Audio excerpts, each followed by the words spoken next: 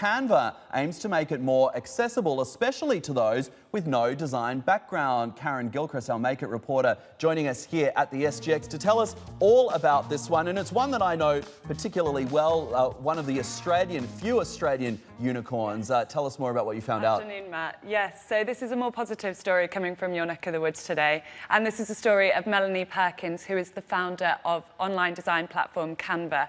So this is a website for designing anything from your business cards to your posters, flyers, PowerPoint presentations. Now, Matt, I know you met with this young founder back in sort of 2017 when she had just reached unicorn status at the age of 30, making her one of the world's youngest tech unicorn founders as a female. But now, at the end of last year, she secured some new funding, which has taken the company to a valuation of $3.2 billion, and she's just 32. So I met with her in Sydney to find out how it all began. Melanie Perkins has always been ambitious. All the way from my year 2 assignments, I've always been like, I want to make this a good assignment.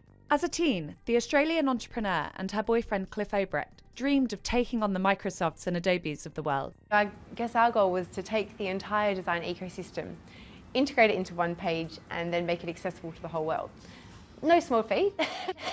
It's a vision that would see her travel to Silicon Valley and pitch over 100 investors, fake an interest in kite surfing, and even, she says, stalk future employees. I took his photos from his Facebook profile and I created this hilarious fairy tale that told him about the amazing adventure that he was going to have if he was to join our company. Melanie is the co-founder and CEO of Canva, a free-to-use online design platform whose celebrity backers include Hollywood actors Owen and Woody Harrelson.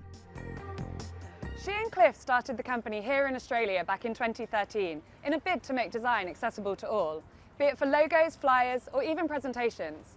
And in 6 short years has helped create close to 2 billion designs in 190 countries. Today, the couple is worth close to $900 million US. It was a market that hadn't been touched by new companies for a long time. It was ruled by some big players like Adobe, and Melanie had this vision to take this market and change it. So there we can see that Melanie was telling me how she wanted to democratize design and make it simpler than the very complex programs available through sort of the likes of Microsoft and Adobe.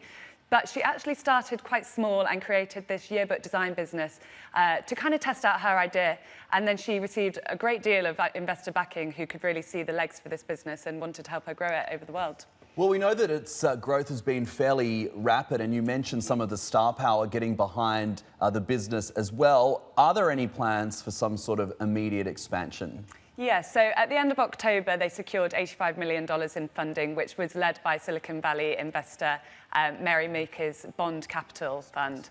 And so that's really going to be directed towards advancing the company's business services. So they have a paid service.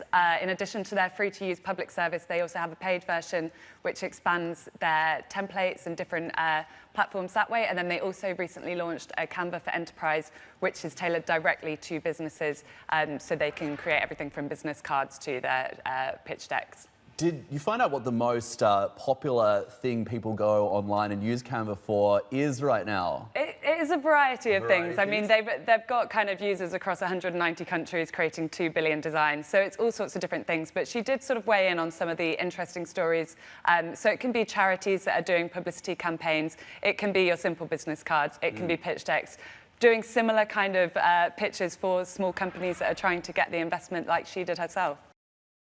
Hey everybody, it's Hadley Gamble from our new CNBC Middle East Bureau in Abu Dhabi. Thanks for stopping by. Now to watch more, you can try one of the videos that just popped up on your screen. And don't forget to subscribe.